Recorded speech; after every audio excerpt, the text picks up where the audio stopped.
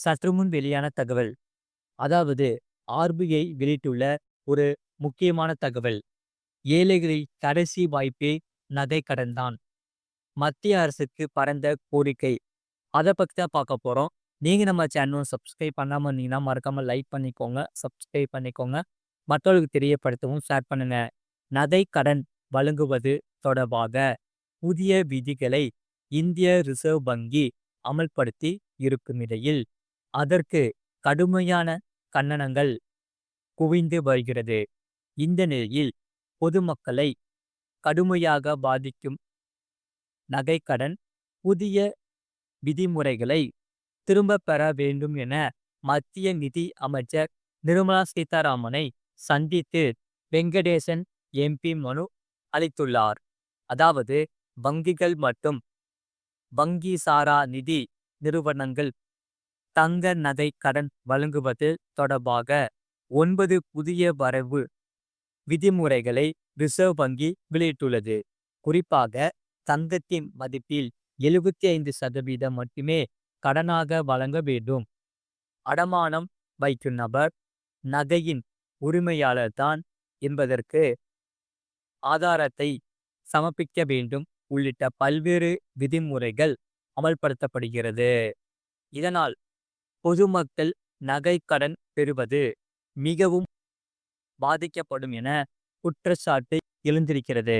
இந்த நிலையில் ரிசர்வ் வங்கி ஒரு முக்கியமான தகவல் வெளியிட்டுள்ளது.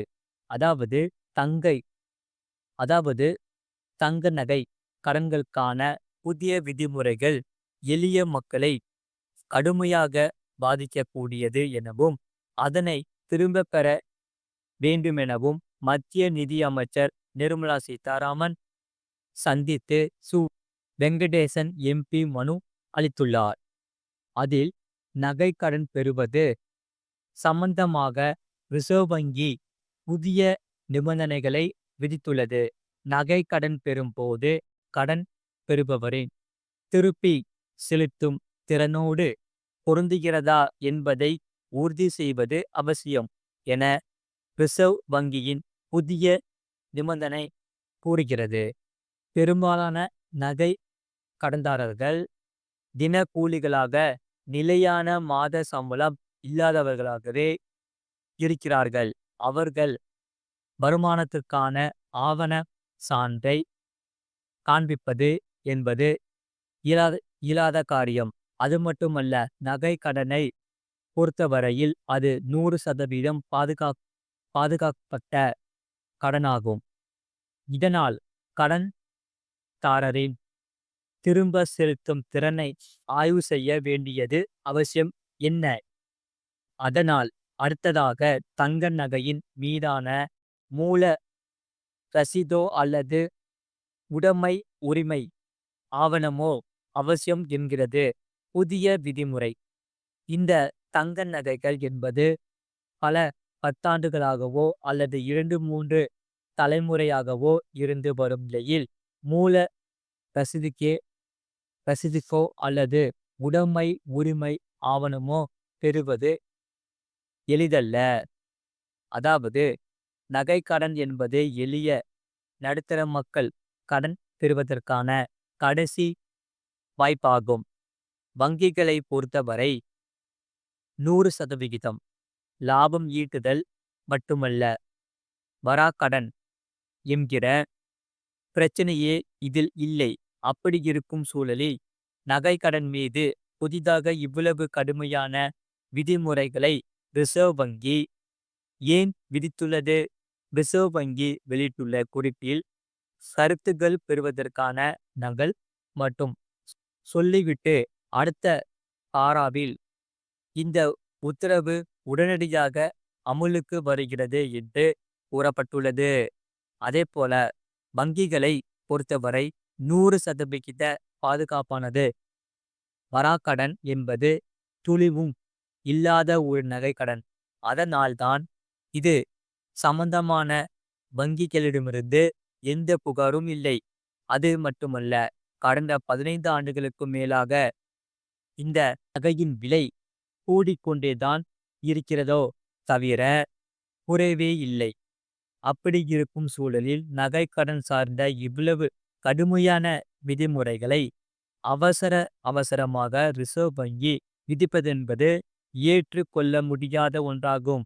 கோடிக்கணக்கான மக்களின் நலனுக்கு எதிரானதாக உள்ள ரிசர்வ் வங்கியின் நகைக்கடன் தொடர்பான இந்த புதிய நிபந்தனைகள் உடனடியாக நீக்கப்பட வேண்டும் என கூறியுள்ளார். அது மட்டுமில்லாமல் ஆயுஷ்மான் பய வந்தனா அட்டைகளில் பயனாளிகளுக்கு 13,352 தனியார் மருத்துவமனைகள் உட்பட 30,072க்கும் மேற்பட்ட மருத்துவமனைகளின் வலையமைப்பு மூலம் திட்டத்தின் பலன்களை பெற தகுதி கிடைக்கிறது. அதாவது மூத்த குடிமக்களுக்கு இலவச மருத்துவ காப்பீடு வழங்குவதற்காக ஆயுஷ்மான் பாரத் பிரதம மந்திரி ஜி ஆரோக்கிய யோஜனா திட்டத்தின் நீடிப்பு திட்டமான ஆயுஷ்மான் பய வந்தனா யோஜனா திட்டத்தை பிரதமர் நரேந்திர மோடி 2024 அக்டோபரில் தொடங்கி வைத்தார். இந்த திட்டத்தின் கீழ் ஆயுஷ்மான் பய வந்தனா அட்டை 70 வயது மற்றும் அதற்கு மேற்பட்ட அனைத்து குடிமக்களுக்கும் அவர்களின் சமூக பொருளாதார நிலையை பொருட்படுத்தாமல் ரூபாய் 5 லட்சம் இலவச சுகாதார காப்பீட்டை வழங்குகிறது.